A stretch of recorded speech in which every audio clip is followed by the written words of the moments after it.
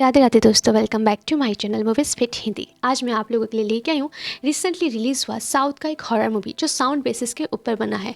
42 आत्माएं छोटे बच्चों की, जो इस मूवी के अंदर अपने साउंड के द्वारा अपने उस इंसान के साथ कनेक्ट करने की कोशिश कर रहे हैं जो उनको इस दुनिया से मुक्त करवा सके। तो ये मूवी काफ़ी ज़्यादा इंटरेस्टिंग है और इसका कॉन्सेप्ट हर बार की तरह कुछ डिफरेंट है, जैसे कि मैं हमेशा आप लोगों के लिए कुछ ना कुछ इंटरेस्टिंग लेके आती हूँ। तो चलते सीधा एक्सप्लेनेशन की तरफ, पर जाने से पहले मैं आपसे रिक्वेस्ट करना चाहूँगी, जो भी मेरे चैनल पर नए आते हैं प्लीज़ मेरे चैनल को लाइक और सब्सक्राइब कर लीजिए और कमेंट करना बिल्कुल मत भूलिए, क्योंकि आपके कमेंट करने से मुझे मोटिवेशन मिलता है। तो सीधा चलते हैं स्टोरी की तरफ। मूवी की शुरुआत में हमें केरला का एक मेडिकल कॉलेज दिखाया जाता है, जहाँ पे कॉलेज के छत पे हम एक लड़की को देख पाते हैं जो काफ़ी ज़्यादा परेशान हो चुकी थी, क्योंकि उसको बहुत सारे चंगादड़ की आवाज़ें आ रही थी। अब उन आवाज़ों को सुन के वो इतनी परेशान हो चुकी थी कि छत से कूद के वो सुसाइड अटेंड कर लेती है।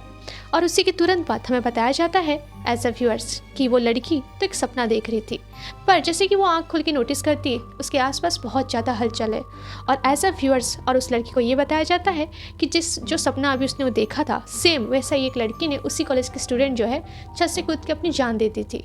अब यहाँ पे इस लड़की के बारे में बताया जाता है जिसका नाम अवंतिका होता है और उस कॉलेज की वो लेक्चर होती है। अब उसने जो सपना देखा था सेम चीज़ें यहाँ पे कॉलेज में ऑलरेडी हो चुका था। इससे पहले भी 7 दिन पहले उसी कॉलेज के बॉयज़ रूम में वॉशरूम में एक लड़के ने अपना हाथ काट के अपने आप को ख़त्म कर दिया था, जिसके वजह से कॉलेज के जितने भी प्रोफेसर डीन सब कोई थे परेशान हो चुके थे। अब वहाँ पे एक मीटिंग बैठता है कि एक्चुअली ये सब हो क्यों रहा है, और ये सब चीज़ों की वजह से कॉलेज की काफ़ी ज़्यादा बदनामी भी हो चुकी थी, जहाँ पे सब कोई अपने अपने आइडिया देते थे कि कोई बोलता था तांत्रिक को बुलाओ, कोई बोलता था हवन करवाओ। तो डीन कहते हैं कि ये एक प्रोफेशनल कॉलेज है और इस कॉलेज के बीच में अगर हम ये सब करेंगे तो लोगों को लगेगा कि कॉलेज भूतिया है, तो जल्द से जल्द कुछ ना कुछ यहाँ पे किया जाए।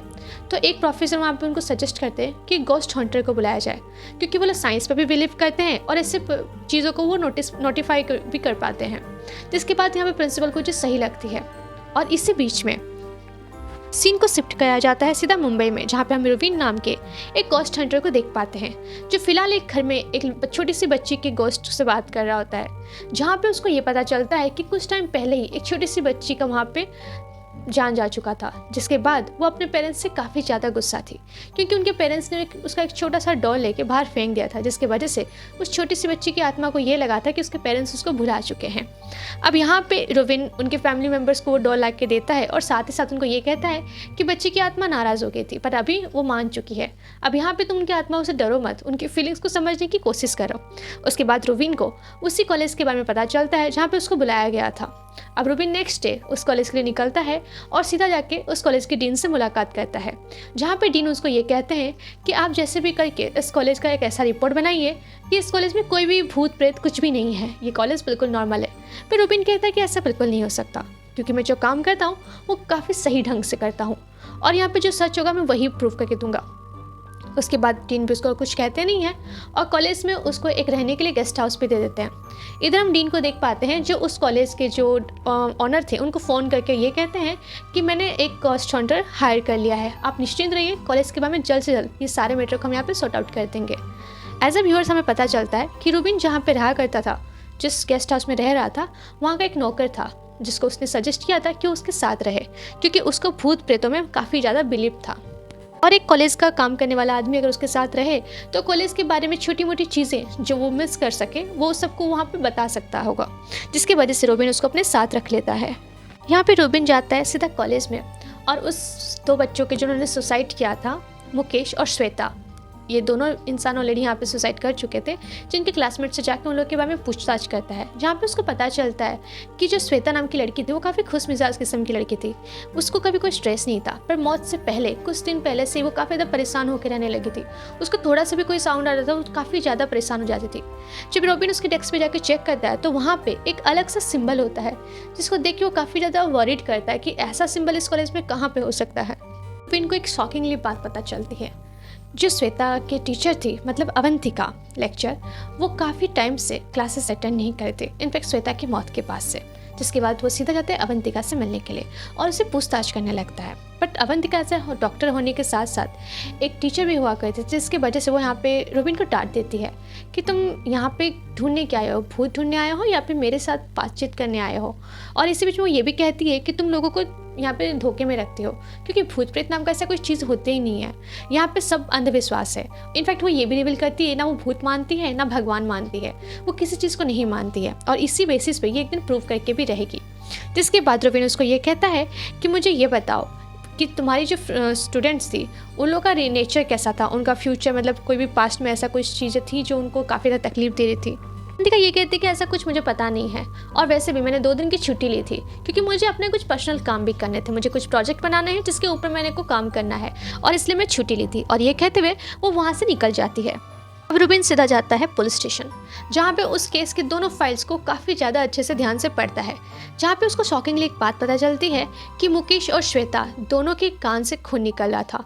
श्वेता का कान से खून निकलना स्वाभाविक था क्योंकि उसका ज़मीन में सर पटकने की वजह से खून निकल रहा होगा कान से, पर रॉबिन देखता है कि जो लड़का था उसने तो बॉयज़ बाथरूम में अपना हाथ काटा था, फिर उसके कान से खून निकलने का रीज़न उसको समझ में नहीं आता है। उसके बाद वो सीधा हॉस्पिटल जाता है, वहाँ पे जाके श्वेता और आकाश का बॉडी देखता है, जहाँ पे वो देख के काफ़ी ज़्यादा शॉक में चला जाता है क्योंकि जो बॉडी थी, डेड बॉडीज़, वो बहुत जल्दी नष्ट हो रही थी। इनफैक्ट उसकी बॉडी इतनी डरावनी दिख रही थी कि लोगों को यकीन नहीं हो रहा था। जहाँ पे वो डॉक्टर से पूछता है कि ऐसा होने का कोई रीज़न आपको पता है, तो डॉक्टर भी कहते हैं कि नहीं, ये तो हमने हमारी ज़िंदगी में पहली बार ऐसा कोई केसेस देखा है जहाँ पे बॉडी इतना जल्दी नष्ट हो जा रहा है। अब रोबिन इस चीज़ को देख के समझ जाता है कि हो ना कहीं ना कहीं इन सब चीज़ों में कोई भी कॉस्ट का हाथ हो सकता है। जिसके बाद वो सीधा हॉस्टल आता है और यहाँ पे अपनी चीज़ें निकालता है ताकि वो भूत को पकड़ सके। उन दोनों डेड बॉडी में से रोबिन एक चीज़ नोटिस करता है कि वहाँ पे जो श्वेता के डेस्क पे जो डिज़ाइन बना था नाखून से खुरोच के, सेम टू सेम डिज़ाइन यहाँ पे इन दोनों की बॉडी के हाथ में भी होता है, जहाँ पे रोबिन को और ज़्यादा डाउट होने लगता है। अब वो हॉस्टल रिटर्न आता है, हर एक जगह में अपनी चीज़ों को लेके वो चेक करता है कि कहीं से कोई भी ऐसा हिंट्स उसको मिले जहाँ पे वो भूत के बारे में कुछ डिटेल्स में जान सके। जब वो हॉस्टल हर जगह नोटिस कर रहा होता है, देख रहा होता है, तो यहाँ पे वो गर्ल्स हॉस्टल में भी जाता है। फिर रोबिन उसके साथ रहने वाले नौकर को वहाँ पे मॉनिटर में बैठाता है और ये कहता है कि अगर तुम्हें आसपास कुछ भी ऐसी अबनॉर्मल चीज़ें दिखें तो तुम मुझे आगे बताना। और यहाँ पे वो खुद जाता है अवंतिका रूम के बाहर नोटिस करने, और वहीं पर ही उसको अचानक से एक गोस्ट होने का एहसास होता है। मतलब कहीं पर एक दरवाज़ा खटखट करता है, कुछ ऐसी अनोखी चीज़ें होने लगती है और उसके सामने से एक लड़की चल के आती है, जिसको देख के रोबिन बिल्कुल डरता नहीं है और उसको घुमा के एक चाटा लगाता है। और एज ए व्यूअर्स हमें पता चलता है कि ये सारी हरकतें जो थी उस कॉलेज की एक लड़की की थी जो यहाँ पे रोबिन को काम करने से डिस्टर्ब कर रही होती है। जिसके बाद रोबिन उसका हाथ पकड़ता है और गुस्से से सीधा अवंतिका के पास लेके जाता है और ये कहता है कि अगर तुमको मेरे काम पे भरोसा नहीं है तो तुम ना करो, पर मुझे परेशान भी मत करो क्योंकि मैं बहुत ही बड़ा काम कर रहा हूँ। इनफैक्ट मुझे इस काम में अपना दिमाग लगाना है। और ये कहते हुए उसको डिस्टर्ब करने के लिए मना करता है। और साथ ही साथ यहाँ पे रोबिन एक नोटिस करता है जो गोस्ट हंटर मशीन होता है वो ऑटोमेटिकली वहाँ पे ब्लिंक करने लग जाता है। जिसके बाद रोबिन को लगता है कि शायद ये मोबाइल के नेटवर्क को कैच कर रहा है, जहाँ पे वो उसको कहता है कि प्लीज़ अपना मोबाइल स्विच ऑफ कर लो। पर अवंतिका कहती है कि इसका मतलब तुम अपना काम करो और मैं डिस्टर्ब हो जाऊँ, ऐसा हो नहीं सकता। और ये कहते हुए वो दरवाज़ा बंद कर देती है और रोबिन को अभी भी उसके रूम के बाहर से वो लाइट ब्लिंक होते हुए नजर आती है। नेक्स्ट मॉर्निंग रोबिन यहाँ पे पुलिस स्टेशन से श्वेता का मोबाइल मंगवाता है, जहाँ पे उस मोबाइल को लैपटॉप पे कनेक्ट करके वो फ़ोटोज़ चेक करता है तो उसको एक सेल्फी मिलती है जहाँ पे श्वेता, मुकेश और साथ में दीपिका भी होती है। जहाँ पे वो दीपिका के बारे में कुछ जानता नहीं था तो वो सीधा जाता है अपनी उसी दोस्त के पास, अवंतिका के पास, जहाँ पे वो वहाँ पे श्वेता के बारे में उसको पूछता है। और साथ ही साथ यहाँ पे उसको ये भी बताता है कि ये जो फ़ोटो कहाँ पर लिया गया है तो मुझे बता सकती हो, क्योंकि यहाँ पर उन्होंने एक फ़िल्टर यूज़ किया था जहाँ पर उन तीनों के अलावा वो फ़िल्टर किसी और को भी कैप्चर करा था। और कहीं ना कहीं रोबिन को ये डाउट था कि वो भूत ही हो सकता है।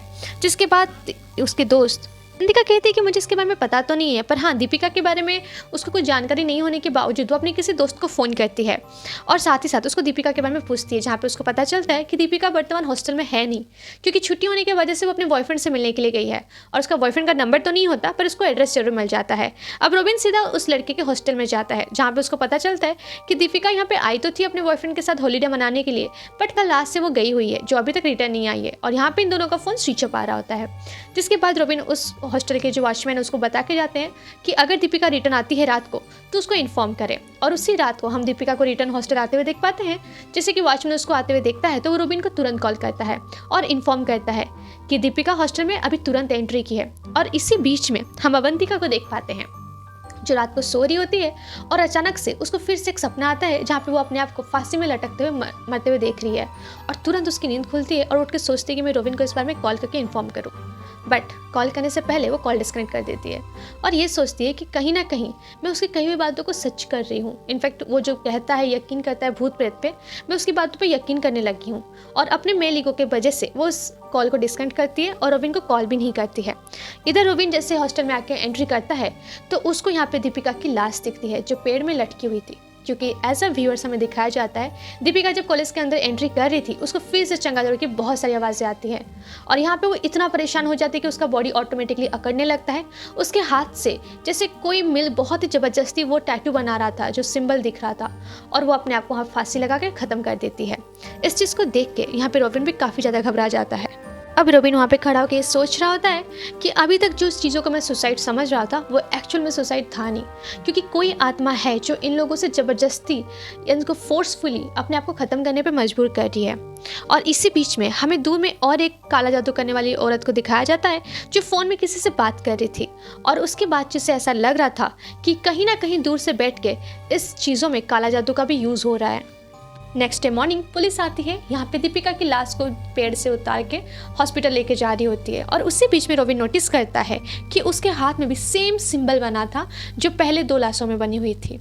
और इसी बीच में उसको फिर से एक चर्च की घंटी की आवाज़ आती है। जहाँ पे वो पीछे घूम के देखता है तो एक पुरानी सी बिल्डिंग खड़ी है जिसके बारे में जो पूछता है तो उसको पता चलता है ये एक पुरानी लाइब्रेरी है। मतलब इस कॉलेज में 2 लाइब्रेरी है, ये पुरानी लाइब्रेरी है और एक नई लाइब्रेरी है। जहाँ पे उस कॉलेज के लाइब्रेरी में जाके वो नोटिस करता है तो वो ओल्ड लाइब्रेरी जो थी उसी के अंदर वही शैडो बन रहा था जो सिंबल हर एक मरने वाले हाथों में थे। और वो समझ जाता है कि कहीं ना कहीं हो ना हो ये कॉलेज में भूत नहीं बट इस लाइब्रेरी में ज़रूर है। जिसके बाद उस लाइब्रेरी के जो वॉचमैन थे और जो वहाँ पे केयरटेकर थे उनसे बातचीत करता है, जहाँ पे उसको पता चलता है दीपिका, मुकेश, श्वेता तीनों की तीनों मैक्सिमम टाइम छुट्टियों में यहाँ पे आके दारू पार्टी किया करते थे। इनफैक्ट अवंतिका भी मैक्सिमम टाइम आके अपने प्रोजेक्ट के बारे में यहाँ पे लिखा करती थी, इनफैक्ट पढ़ा करती थी। अब यहाँ पे रोबिन को समझ में आता है कि इस लाइब्रेरी में जब वो लोग आके मस्ती किया करते थे या फिर कुछ भी काम करते थे, इनके बीच में कोई आत्मा लग गई है जो किसी न किसी गलती की वजह से अब इन लोग को मार रही है। अब अवंतिका अपने प्रोजेक्ट को यहाँ पे सबमिट करके सीधा रोबिन से मिलती है, जहाँ पे रोबिन उसको ये कहता है कि तुम मुझे रात को 12 बजे पुरानी लाइब्रेरी में आके मिल सकती हो। तो अवंतिका कहती है ऐसा क्या काम है? तो वो कहता है जो भी काम है फेस टू फेस होने वाला है तो तुम्हारा आना जरूरी है। तो अवंतिका नाराज़ हो जाती है, कहती कि मेरे पास इतना टाइम नहीं है और वैसे भी मैं अपने काम पे काफ़ी ज़्यादा बिजी हूँ। तो यहाँ पे रोबिन कहता है कि देखो मैं तो तुमको छोड़ दूंगा, इनफैक्ट मैं तुमको डिस्टर्ब भी नहीं करूँगा, पर जो तुम्हारे साथ है वो तुमको नहीं छोड़ने वाला है। जहाँ पे अवंतिका कहती है कि तुम्हारे कहने का मतलब क्या है? तो रोबिन उसके हाथ पे पकड़ के उसको हाथ में अपना बना हुआ निशान दिखाता है जो किसी भूत की वजह से उसके हाथ में रेड कलर के मास्क हो जाते हैं। अब अवंतिका इस बारे कुछ कहती नहीं है और चुपचाप वहाँ से चली जाती है। इधर हम रोबिन को देख पाते हैं, रोबिन यहाँ पे रात को 12 बजे उस लाइब्रेरी के अंदर अपने डिवाइसेस को लगा रहा होता है। उसी बीच में अवंतिका भी आती है, जहाँ पे रोबिन उसको देख के ये कहता है थैंक यू सो मच, तुमने मेरी बात सुनी और तुम यहाँ पे आई। तो अवंतिका उसको बड़े ही एटीट्यूड के साथ ये कहती है मैं नहीं चाहती थी कि मेरे वजह से तुम्हारा कोई काम रुके, अब मैं नहीं चाहती हूँ कि तुम्हें कोई दिक्कत हो। तो यहाँ पे रोबिन उसको थैंक्स कहता है और उसको कुर्सी पे बैठाता है, उसके हाथों में हथकड़ी लगाता है, उसके सर में कुछ लगाता है और उसको हिप्नोटाइज करने की कोशिश करता है। इसी बीच में अवंतिका को काफ़ी ज़्यादा तकलीफ होती है और यहाँ पे वो मॉनिटर में उसके आसपास भी नोटिस कर रहा होता है ताकि कोई ना कोई उसको भूत पता चले। और उसी बीच में फिर से वो जो गोस्ट हॉन्टर मशीन होता है वो ब्लिंक करने लगता है। तो रोबिन यहाँ पे उन लोगों को ये कहता है कि अगर यहाँ पे कोई आत्मा है तो वो एक बार लाइट ब्लिंक करे, और अगर कोई अनवन इंसान मतलब कितनी आत्माएं हैं ऐसे सवाल करता है तो वो लाइट्स के सिंबल के अनुसार उनको रिप्लाई करने के लिए कहता है। पर अनफॉर्चुनेटली यहाँ पे वो जो भी सवाल पूछता है उसके जवाब में 1-2 के अलावा 3, 4, 5, 6 बार लाइट ब्लिंक होता है, जहाँ पे रोबिन को डाउट होता है कि कहीं ना कहीं इस लाइब्रेरी के अंदर एक से ज़्यादा आत्माएं तो नहीं है। और वही चीज़ जब वो सवाल करता है तो वहाँ पे 42 टाइम्स लाइट ब्लिंक होता है, मतलब वहाँ पे 42 आत्माएं थी। इसी बीच में रोबिन नोटिस करता है जो वहाँ पे टेक्निकल चीज़ें रखी हुई थी वहाँ पे अवंतिका के बगल में उसको एक गोस्ट बैठा हुआ नजर आता है। जब मॉनिटर में नोटिस करता है तो वहाँ पे उस आत्मा को रिक्वेस्ट करता है कि वो अवंतिका को परेशान ना करे या फिर उसको कोई हार्म ना पहुँचाए। अब इस चीज़ को सुन के अवंतिका काफ़ी ज़्यादा परेशान हो जाती है और पैनिक होकर अपने हाथों को खोलने की कोशिश करती है। इस चीज़ को देख के वहाँ पर जितने भी भूत थे वो और भी ज़्यादा एग्रेसिव हो जाते हैं और अवंतिका के ऊपर हमला कर देते हैं। वहाँ की लाइट चली जाती है, वहाँ पर कुछ भी और सुनाई नहीं देता है। उसी बीच बीच में रोबिन क्या करता है, एक छोटा सा लाइट लेके लगाता है तो वो नोटिस करता है कि ऊपर झूमर में वो आत्माएं अवंतिका को पकड़ के खींच रखी है। अब तुरंत वो लोग अवंतिका को झूमर के साथ छोड़ देते हैं, जिसके वजह से अवंतिका नीचे आके गिरती है। जब रोबिन और बाकी सारे स्टूडेंट्स को संभालने की कोशिश करते हैं, इसी बीच में दोबारा वो आत्माएं उसको खींच के एक अंधेरे कमरे में ले जाती हैं और उसका हाल बुरा कर देती हैं। जब रोबिन उस कमरे से अवंतिका को निकाल के लाता है तो वो काफ़ी सीरियस केस में थी। अब उसको हॉस्पिटलाइज कर दिया जाता है, जहाँ पे नेक्स्ट डे मॉर्निंग रोबिन से आके उस कॉलेज के डीन ये कहते हैं तो फाइनली हमें पता चल चुका है कि आत्मा अवंतिका के अंदर थी। खैर, अब ये कॉलेज बिल्कुल सेव है और साथ ही साथ ये भी कहता है कि मैं इस अवंतिका के पेरेंट्स को बता दूंगा, वो आके अपनी बेटी के साथ जो करना है वो कर सकें। अब इस चीज़ को कहते हुए रोबिन को वहाँ से जाने के लिए कहते हैं, पर रोबिन जो भी कुछ कहने की कोशिश करता है तो वो डीन सुनते नहीं है और वहाँ पे उनको कहते हैं कि आप जल्द से जल्द इस कॉलेज को खाली करके निकल जाइए। अब डीन की बातें सुन के रोबिन को काफ़ी ज़्यादा बुरा लगता है और वो अपने कमरे में आके लास्ट नाइट की हुई हर एक रिकॉर्डिंग को काफ़ी ध्यान से सुनता है। पर लाइफ में पहली बार ऐसे हो रहा था रोबिन के साथ कि वो आत्माओं के साथ कनेक्ट नहीं कर पा रहा था, जबकि इस चीज़ में उसको महारत हासिल था। अब इस चीज़ को लेकर बहुत ज़्यादा फ्रस्ट्रेट हो जाता है और अपनी चीज़ों को उठा के इधर से उधर फेंकने लग जाता है। उसी बीच में उसको फिर से चर्च की घंटी की आवाज़ आती है, जहाँ पे उस चर्च की तरफ जाता है और वहाँ पे कुछ ढूंढने की कोशिश करता है तो उसको पुराना पियानो दिखता है। उस पियानो पे जब वो हल्का सा कुछ धुन रिपीट करता है तो वहाँ पे जो पड़ी हुई धूल मिट्टी से एक शेडो, एक डिज़ाइन बनता है, जहाँ पे रोबिन को समझ में आता है कि म्यूज़िक के थ्रू से उसको ये आत्माएं कुछ कहना चाहती हैं। यहाँ पे जो धुन निकल रही थी, जब उसको वो गूगल में सर्च करता है तो वो 444 होता है और अकॉर्डिंग टू गूगल 444 मतलब यहाँ पे गॉड की फ्रिक्वेंसी होती है। और यहाँ पे वो ये समझता है कि ये जो आत्माएं थी वो बहुत टाइम से उसको कनेक्ट करने की कोशिश कर रही होती है, बस वही नहीं समझ पा रहा था। इसके बाद वो उसी धुन को लेके एक पास के चर्च में जाता है, जहाँ पे उसको पता चलता है कि ये जो लाइब्रेरी है ये पहले एक चर्च ही हुआ करता था, बट यहाँ पे शैतान का वास होने की वजह से इसको लाइब्रेरी में कन्वर्ट कर दिया गया और वो जो धुन के बारे में वो बता रहा था उसका जो दूसरा चर्च है के जो मतलब फादर हैं वो काफ़ी ज़्यादा इरिटेट होकर उसको कहते हैं कि ये धुन कभी भी चर्च में बजाई नहीं जाती और इनफैक्ट वो यहाँ पे रोबिन को चर्च से बाहर जाने के लिए कहते हैं क्योंकि उनको उस चर्च के इंसानों से, उस नाम से नफरत था। अब रोबिन कार में बैठ के जब अपने घर के लिए रिटर्न हो रहा होता है तो वो नोटिस करता है कि आत्माएं उसको कहीं और लेके जाना चाहती हैं और यहाँ पे जिस जैसे वो आत्माएं उसको गाइड करने लगी थी उस चीज़ को फॉलो करके एक पुराने कब्रिस्तान में जाता है। के अंदर यहाँ पे रोबिन को एक आदमी बैठा हुआ दिखता है। जब वो आदमी के पास जाता है तो आदमी उसको पूछता है कि तुमको क्या चाहिए बेटा हमसे। तो यहाँ पे रोबिन उसको वही कागज़ दिखाता है जहाँ पे वो धुन लिखी हुई थी, जिसको देख के यहाँ पे वो आदमी रोबिन को एक स्टोरी सुनाता है जो 34 साल पहले की थी। डायना नाम की एक लड़की जो उसी कॉलेज की प्रिंसिपल की वाइफ हुआ करती थी। अब वहाँ पे वो हर संडे चर्च जाया करती थी। उस चर्च में एक दिन उसको एक छोटा सा बच्चा मिलता है जो अबनॉर्मल था। ये अनाथ नहीं था पर उसके माँ बाप उसको छोड़ के चले गए थे क्योंकि वो ऐसे अबनॉर्मल बच्चे को संभालना नहीं चाहते थे। अब सब कोई डायना को ये सजेस्ट करते हैं कि उस बच्चे को अनाथ आश्रम में दे दे, पर डायना यहाँ पे थोड़ी सी इमोशनल हो जाती है और ये डिसाइड करती है कि ऐसे सारे बच्चों को अब डायना संभालेगी और उनका केयर भी करेगी। जिसके बाद से डायना ऐसे 34 बच्चों को एडॉप्ट करती है और उस चर्च में उनको पढ़ाती है, इनफैक्ट उनको म्यूज़िक सुनाती है। और वो जो धुन था जो यहाँ पे रोबिन को मिला था म्यूज़िक का, वही धुन से वो उन लोगों से कनेक्ट करती थी और बात किया करती थी। जिसके बाद एक दिन उस चर्च में किसी आत्माओं की या फिर किसी खराब शक्ति की नज़र लग जाती है, जिसकी वजह से उन बच्चों में एक बीमारी फैल जाती है और 34 बच्चे दिन दहाड़े मर जाते हैं। और यहाँ पे वो आदमी उन छोटे बच्चों की कब्र भी दिखाता है रोबिन को। तो रोबिन ये पूछता है कि फिर वो डायना मैम का क्या हुआ। तो वो आदमी कहता है कि डायना मैम के बारे में तो हमें कुछ नहीं पता, वो तो कॉलेज के उस लेक्चर को ही पता होगा जिनकी वो वाइफ थी। और साथ ही साथ रोबिन ये कहता है कि अगर बच्चों की मौत बीमारी से हुई थी तो 34 साल के बाद अभी वो बदला किस बात का ले रहे हैं। जहाँ पे रोबिन ने डिसाइड करता है कि वो कब्रें खोल के बच्चों की कब्रों को नोटिस करेगा या फिर चेक करेगा, पर यहाँ पे वो जो कब्रिस्तान का आदमी होता है वो ये मना करता है कि जिंदा रहते हुए तो वो तो शांत नहीं रह पाए, अब मरने के बाद उनको शांति से रहने दो। अब यहाँ पे रोबिन को कुछ कहता नहीं है और वहाँ से चला जाता है। अब रोबिन जाता है सीधा अवंतिका से मिलने के लिए हॉस्पिटल, जहाँ पे वो अवंतिका को देखता है कि वो पहले से ज़्यादा बेटर थी। अब यहाँ पे रोबिन और अवंतिका थोड़ी सी बातें करते हैं, जहाँ पे रोबिन उनको ये कहता है कि उनकी जो मम्मी थी वो एक म्यूजिशियन थी, वो बहुत अच्छा पियानो बजाया करती थी। इनफैक्ट उसने ही रविन को पियानो बजाना सिखाया था। बट एक दिन जब उनकी मम्मी का तबीयत ख़राब था, उनको ऑक्सीजन सिलेंडर लगा था और रविन के फादर ने उनको ये गाइड किया था कि वो नोटिस करे अपनी मम्मी को, ऑक्सीजन सिलेंडर ख़त्म होते ही उसको चेंज करे। फिर रविन अंदर रूम में बैठ के अपने पियानो प्रैक्टिस में इतना खोया हुआ था कि इधर उसकी मम्मी का ऑक्सीजन सिलेंडर ख़त्म हो जाता है और उनकी मम्मी बाहर तड़प तड़प के मर जाती है। फिर रविन को इस बारे में कोई आइडिया नहीं होता।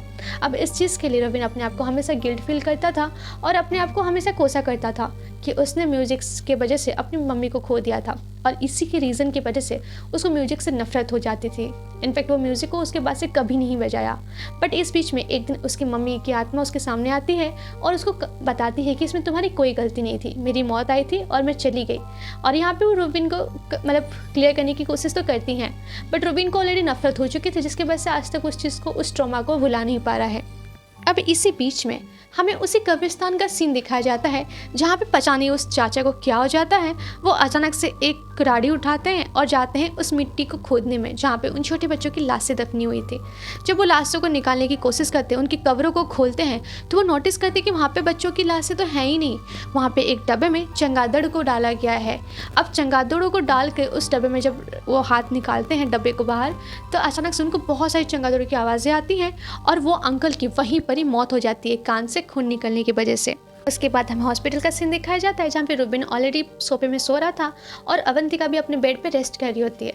पर जो रविन था वो अपने फ़ोन में उसी रिकॉर्डिंग को लगा के सुन रहा होता है और इसी बीच में अवंतिका को फिर से एक पुराना सपना दिखता है जहाँ पे वो अपने आप को देखती है कि वो बहुत पहले एक पेशेंट को ट्रीट कर रही थी, जहाँ पे कुछ डॉक्टरों को उस पेशेंट के साथ गलत होते हुए देखती है और यहाँ पे वो डॉक्टर जानबूझ के उस पेशेंट को, ठीक हुए पेशेंट को नशे की दवाई दे देते हैं, मतलब बेहोशी का, जिसकी वजह से अवंतिका उसको काफ़ी ज़्यादा गुस्सा करती है। अवंतिका यहाँ पे बहुत ही अबनॉर्मल चीज़ें करती है जिसकी वजह से रविन की आंखें खुल जाती है और वो अवंतिका को होश में लाने की कोशिश करता है। और इसी बीच में रविन था उसको अवंतिका के फेस में मिस डायना का फेस नजर आता है, जिसको देख के वो काफ़ी ज़्यादा घबरा जाता है और अवंतिका को छोड़ देता है। और तुरंत बाद अवंतिका भी होश में आती है जहाँ पे वो रविन को ये कहती है कि मैंने अभी अपने एक पुराने पेशेंट को देखा है अपने सपने में, और वो सीधा हॉस्पिटल से निकलती है उसी पेशेंट को ढूंढते हुए। जहाँ पे जिस रूम में उसने देखा था वो रूम में देखती है तो वहाँ पे वो पेशेंट होता नहीं है, जहाँ पे अवंतिका कहती है कि शायद उनको कहीं और शिफ्ट कर दिया गया होगा। और उसी बीच में फिर से वो जो भूत थे जो उनके साथ मदद किया करते थे रविन के, वो उनको गाइड करते हैं और सीधा उसी लड़की के रूम में लेके जाते हैं जिसको सब अवंतिका ने सपने में देखा था। अब अवंतिका यहाँ पे उसको रिवील करती है कि ये मिस सोनाली हैं जो इस हॉस्पिटल में पिछले 5 साल से कोमा में है, और ये भी हमारे सीनियर डॉक्टर की वजह से, क्योंकि ये ऑलरेडी मेरे ट्रीटमेंट में ठीक हो चुकी थी पर इनको यहाँ पे बेहोशी का दवाई दे दे के इस हालत में रखा गया है। जहाँ पे रविन ये कहता है कि ये मिस डायना है जो पिछले 5 साल से नहीं, पिछले 35 साल से कोमा में है।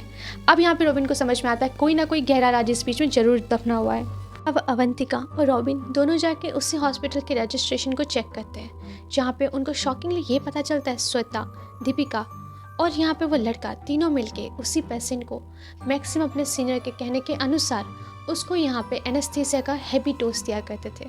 शायद इसीलिए वो जितने भी बच्चे थे, उन बच्चों की आत्माएं थी, वो यहाँ पे उन तीनों को मार के ख़त्म कर देती है। और जैसे कि पहले इस केस को अवंतिका ने भी हैंडल किया है, अब वो बच्चे कहीं ना कहीं अवंतिका के साथ भी कनेक्ट हो चुके थे।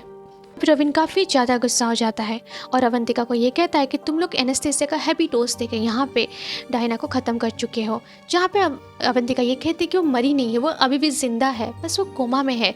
पर यहाँ पे रविन जो है काफ़ी ज़्यादा गुस्सा होता है और यहाँ पे वो वेंटिलेशन को ऑफ करने वाला होता है। उसी वक्त उसके पीछे सर पे किसी ने बहुत ही ज़ोर से किसी बाहरी चीज़ से मार दिया होता है और एज ए व्यूअर्स हमें दिखाया जाता है वो उसी हॉस्पिटल का जो वॉचमैन होता है। अब यहाँ पे रविन को हॉल टाउन पुलिस स्टेशन ले जाया जाता है जहाँ पे रविन को काफ़ी ज़्यादा सख्त कार्रवाई की जाती है। इनफैक्ट उसको बहुत ज़्यादा समझाया जाता है कि वो हॉस्पिटल में ऐसी कोई भी हरकत ना करे जो हॉस्पिटल के कानून के बाहर हो। पर यहाँ पे रविन वहाँ पे पुलिस वालों पर भी गुस्सा हो जाता है और उनको चिल्ला के ये कहता है कि मिस डायना को ऑलरेडी बहुत पहले मार दिया गया है और उनको यहाँ पे जिंदा रखने का बस नाटक किया जा रहा है। अब ये सुन के बार बार पुलिस वाले को भी गुस्सा आता है और वो रविन को काफ़ी जोर से खींच के तमाचा मारता है। जहाँ पे रोबिन बेहोशी से गिर जाता है। पर उस तमाचे की जो आवाज़ की जो गूंज थी वो कहीं ना कहीं पुलिस वालों के कान से बहुत ज़ोर से सुनाई दे रही थी। अब वो पुलिस वाला जब अपने वॉशरूम जाता है, थोड़ी देर के बाद उस वॉशरूम से एक आवाज़ आता है, जहाँ पे ऐसा व्यूअर्स हमें दिखाया जाता है वो पुलिस वाले के कान से भी खून निकल के वहीं पर ही उसकी मौत हो जाती है। एज अ व्यूअर्स हमें ये समझ में आ जाता है कि रोबिन पे हाथ उठाने की वजह से ही उस पुलिस वाले को वो आत्मा ने मार दिया था। रोबिन की और यहाँ पे जितनी सारी बातें हुई हैं उस बातों को हॉस्पिटल का एक डॉक्टर सुन के सीधा कॉलेज के डीन के पास जाता है, जहाँ पे वो मिस्टर डायना को हॉस्पिटल मतलब कॉलेज बुलाने के लिए कहता है। पर कॉलेज का डीन कहता है ये तो पॉसिबल नहीं है, वो अभी यूके में शिफ्ट हो चुके हैं और वो कई सालों में एक ही बार आते हैं विजिट के लिए। जहाँ पे वो ये पूछता है कि उनके आने का कोई स्पेसिफिक रीज़न अगर मिल सके, तो डीन मजाक में ये कहते हैं कि वो तो मेरे मौत के बाद ही आएंगे, क्योंकि इस कॉलेज के ट्रस्टी मैं भी हूँ पार्टनरशिप में। तो जिसको वो आदमी के साथ साथ उस जगह की आत्माएं भी सुन लेती हैं। अब जैसे कि वो डॉक्टर मिस्टर डीन के रूम से बाहर जाता है, वो कॉलेज के डीन को उस आत्मा मिल के सबको ख़त्म कर देते हैं और वहीं पर ही उस डीन की मौत भी हो जाती है। रोबिन फिर से उसी कब्रिस्तान में जाता है जहाँ पे उसको उस आदमी की लाश मिलती है, साथ ही साथ उस बच्चों के कब्र के पास से वही चंगादड़ों से भरा हुआ जार मिलता है। जहाँ पे रोबिन को याद आता है कि इस चंगादड़ों भरे जो जार होते हैं उनका इस्तेमाल काला जादू करने में होता है, और उसको समझ में आता है कि यहाँ पे बच्चों की लाशों को निकाल के ये काला जादू वाली चीज़ें रखी गई हैं ताकि यहाँ पे कुछ बड़ी राज को वो छुपा सके। यहाँ पे ये भी रिवील करता है कि ये काला जादू जो है मैक्सिको में किया जाता है। अब मैक्सिको का कोई आदमी यहाँ पे इंडिया में काला जादू क्यों करेगा, अब ये सबसे बड़ा सवाल हो चुका था रोबिन के लाइफ में। कॉलेज में हम मिस्टर डेन को आते हुए देख पाते हैं, जहाँ पे उनको डॉक्टर के द्वारा ये पता चलता है कि उनकी वाइफ मिसेस डायना को अब जिंदा रखना कोई मायने नहीं रखता है, क्योंकि वो बहुत टाइम से कोमा में है। अब उनको एनेस्थीसिया दे दे के जिंदा रखने का कोई मतलब नहीं है, उनको अभी वेंटिलेशन से हटा देना चाहिए। जहाँ पे मिस्टर जो डॉक्टर मतलब जो डायन थे वो समझ जाते हैं और वहीं पर ही उनको एनेस्थीसिया का वही दवाई दिखाया जाता है, इनफैक्ट डोज मिलता है, जिसको वो नोटिस करते हैं और उनको सारी बातें समझ में आती है। जहाँ पे वो जाते हैं अपनी दूसरी वाइफ के पास और उनको ये कहते हैं कि तुम्ही ने डायना को आज तक एनेस्थीसिया का ओवरडोज देने के लिए डॉक्टर को बताया, राइट। जहाँ पे उसकी वाइफ सारी चीज़ों को एक्सेप्ट करती है और यहाँ पे हमें एक पास्ट का सीन दिखाया जाता है। मिस्टर डेनियल जो होते हैं उनको उनकी दूसरी वाइफ की मतलब नैन्सी की सारी सच्चाई पता चल जाती है, और जहाँ पे वो उनको ये बताती है कि मिसेस डायना जब उस मतलब लाइब्रेरी में या फिर चर्च में उन बच्चों को ठीक कर रही थी अपने म्यूज़िक के थ्रू, जहाँ पे उनको काफ़ी ज़्यादा गुस्सा आता है। अब यहाँ पे वो ये सोचती हैं कि कैसे भी करके डायना के इस प्रोसेस को वो अपने ऊपर ले, क्योंकि लोग उनकी बहुत ज़्यादा वाह कर रहे थे। अब वो जेलेसी में आके वो क्या करती हैं, काला जादू के थ्रू बच्चों को ठीक करने की कोशिश करती हैं, जिसका जो उपाय होता है वो उल्टा पड़ जाता है, जिसके वजह से धीरे धीरे बच्चे बीमारी से मरने लग जाते हैं। अब उसी प्रोसेस को करते वक्त मिसेस डायना को मतलब जो वो हरकत कर रही थी, तो मिसेस डायना उनको आके देख लेती है। अब यहाँ पे जेनी जो थी वो काफ़ी ज़्यादा गुस्सा होती है और मिसेस डायना पे इतना वार करती है, इतना बेरहमी से उनको मारती है कि वो सीधा कोमा में पहुँच जाती है। और उसके बाद से कोमा में रहते हुए उनको एनेस्थीसिया का इंजेक्शन दिया करा के बार बार दिला के उनको मारने की कोशिश करती है। अब ये बोलने के बाद वो अपने हस्बैंड को भी काला जादू से मार देती है। और साथ ही साथ इधर हम रोबिन को देख पाते हैं जो अपनी दोस्त उससे लड़की से बात करता है और डॉक्टर को ये कहता है कि हम दोनों गलत है, क्योंकि मिसेस डायना अभी तक जिंदा है। लोगों को मरने के बाद और जिंदा होने से बीच में एक रास्ता होता है जो एक आउट ऑफ बॉडी का एक्सपीरियंस होता है, जो अभी मिसेस डायना रिवील कर रही है, मतलब फील कर रही हैं। मतलब उनका बॉडी हॉस्पिटल में पड़ा तो है पर उनकी आत्मा अभी भी पुराने लाइब्रेरी में है, जहाँ पे ये दोनों प्लान करते हैं कि उनकी डेड बॉडी को लेकर उसी बॉडी को लेकर वो उसी लाइब्रेरी में जाते हैं, जहाँ पे रॉबिन बैठ के उनकी बॉडी से मतलब उनकी आत्मा को उनकी बॉडी में आने का रिक्वेस्ट करता है। पर यहाँ पे एज अ व्यूअर्स हमें दिखाया जाता है कि मिसेस डायना के हाथों को वो 34 बच्चे पकड़ रखे हैं और उनको जाने के लिए मना कर रहे हैं, जहाँ पे मिसेस डायना जाने के लिए इनकार कर देती है, मतलब वो उनके बॉडी में रिटर्न नहीं आती है। और उसी बीच में हम नोटिस करते हैं पे अवंतिका को एक लाइब्रेरी में बुक मिलता है, जहाँ पे नैन्सी किस तरह से उस बच्चों को मार रही थी या फिर कैसे उनको ट्रीटमेंट के द्वारा उनकी मौत के घाट उतारी थी, वो सारी चीज़ें वो डायरी में लिखी होती है, जिसको देखने के बाद रोबिन को समझ में आता है कि बच्चों ने उस टाइम में जो तकलीफ़ें महसूस की हैं या फिर जो झेली हैं वो उन लोगों को भी उसी तरह से मार रहे हैं। और उसी बीच में नैन्सी भी उसी लाइब्रेरी में आ जाती है जो अपने गुंडों के साथ आती है, और यहाँ पर रोबिन उन गुंडों से लड़ रहा होता है और साथ में अवंतिका को भी कुछ गुंडे पकड़ लेते हैं। इसी बीच में आत्माएं जो थी वो नैन्सी को मारने की कोशिश तो करती है, पर नैन्सी ऑलरेडी अपने कान में ब्लूटूथ लगाने की वजह से वो बच्चों की आत्मा उनको कुछ नहीं कर पाती, पर बच्चों की आत्मा उनको किताब फेंक के मारती है। यहाँ पे नैन्सी क्या करती है, काला जादू के थ्रू उनको पता था कि छोटे बच्चों की जो आत्मा है वो चमगादड़ों से बहुत ज़्यादा डरते हैं, तो वो अपने काला जादू से चमगादड़ों को वहाँ पे बुलाती है, जिसकी वजह से बच्चे काफ़ी ज़्यादा कमज़ोर पड़ते हैं और डरने लग जाते हैं। अब ये सारी चीज़ें मिसेस डायना की आत्मा भी देख रही होती है, जो अब इन सब चीज़ों को देख के वो सह नहीं पाती और अपने बॉडी में रिटर्न जाने के लिए प्लान करती है। उसी बीच में हम रॉबिन को देख पाते हैं। रॉबिन जाता है और उस पियानो के पास बैठता है और जो मिसेस डायना का धुन था, जो उन्होंने वो धुन बनाए थे अपने बच्चों के साथ बात करने के लिए या फिर कनेक्ट करने के लिए, वो धुन को प्ले करता है अपने जितना भी डर था, अपने सारे फियर को साइड में रख के। और ये म्यूजिक सुन के उन बच्चों की आत्मा को कहीं ना कहीं थोड़ा सा शांति और रिलीफ फील होता है, और इसी बीच में बच्चों की आत्मा स्ट्रॉन्ग फील करती है, उनकी शक्तियाँ डबल हो जाती हैं। और उसी बीच में वो यहाँ पे नैन्सी के ऊपर किताबें फेंक के उसका जो ब्लूटूथ डिवाइस था उसको गिरा देते हैं, जिसकी वजह से उसके कान में बहुत ज़्यादा चमगादड़ों की आवाज़ें आती हैं। और यहाँ पे जब वो मिसेस डायना का मास्क उतारने की कोशिश करती है, ऑक्सीजन मास्क, तो यहाँ पे मिसेस डायना की आत्मा जो थी उनकी बॉडी में आ जाती है और तुरंत वो नैन्सी का हाथ पकड़ लेती है, जिसकी वजह से उसी वक्त उसी जगह में नैन्सी की मौत हो जाती है, कानों से खून निकलने की वजह से। और उसकी जो बॉडी थी वो इतनी जल्दी सूख के काट बन जाती है जैसे कि पता नहीं क्या ही सड़ा हुआ मांस होगा। अब इसी सीन को दिखाते हुए यहाँ पे मिसेस नैन्सी की मौत हो जाती है। उसके बाद हमें कुछ दिनों के बाद का सीन दिखाया जाता है, जहाँ पे हम मिसेस डायना को देख पाते हैं, जो फिर से आके उसी लाइब्रेरी में ऐसे बहुत सारे बच्चों को संभालती है और उनका ख्याल भी रखा करती हैं। हम रॉबिन को भी देख पाते हैं, जो फिर से अपने म्यूजिक से, अपने पियानो से प्यार करने लगा था। अब उसको इस चीज़ का कोई भी गिल्ट नहीं था कि उसकी वजह से उसकी मम्मी की मौत हुई थी। अब इसी सीन को दिखाते हुए इस मूवी को यहाँ पे ख़त्म किया जाता है। आपको कैसा एक्सप्लेनेशन लगा मुझे जरूर कमेंट करके बताइएगा। अगर आपको मेरा एक्सप्लेनेशन करना अच्छा लगता है तो मेरे चैनल को सब्सक्राइब करना मत भूलिएगा। आगे ऐसे interesting movie and web series के लिए प्लीज़ सब्सक्राइब मेरा चैनल। तब तक के लिए राधे राधे।